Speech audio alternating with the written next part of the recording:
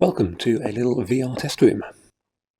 As a most basic interaction, we can pick up objects, and as you'd expect, you can poke them into each other, you can poke them against the scenery without everything horribly glitching out. It's always a good start. For the first of the more interesting interactions, we can flip this switch, and that has turned on Alex-style gravity gloves.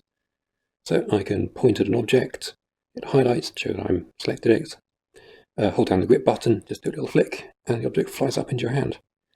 This is obviously very much copied from Half-Life Alyx. It is a fantastically good mechanic, so we should all copy it. The targeting system is very customizable. In this case, I have flagged a watering can as high priority, so when I point anywhere near it, it will prioritize selecting that over the other items. In the case of Half-Life Alyx, that's used to make ammo and collectible items always be the first thing you pick up rather than a random rock. A common interaction in VR is to throw objects. In this case, I take the weighted average of recent motion of the object when releasing it. That tends to give more predictable results. Because the user can't feel the weight of the object they're holding, it can be quite difficult to judge how to accurately throw long distances. That was terrible. If I flip this switch, that'll turn on aim assist. Now when I throw, at the moment of release, the velocity will be slightly tweaked, the smallest amount possible, to actually reach the target. You can imagine that there are a lot of different paths this object could take to get to the target. It could go straight very fast, it could take a high lolloping kind of approach. What the aim assist does is it calculates effectively all of those possible paths and finds the one closest to the player's actual input and picks that.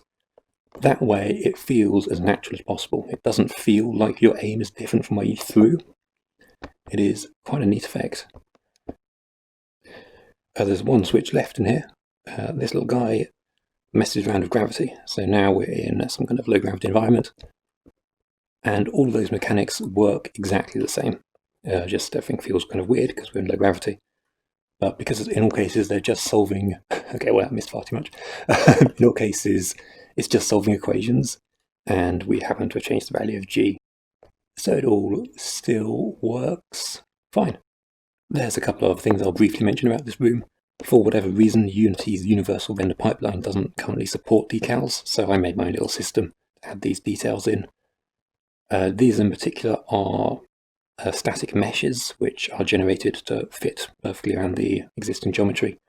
That makes them slightly more performance-friendly on VR, and it also makes it much easier to integrate them with the shader graph system.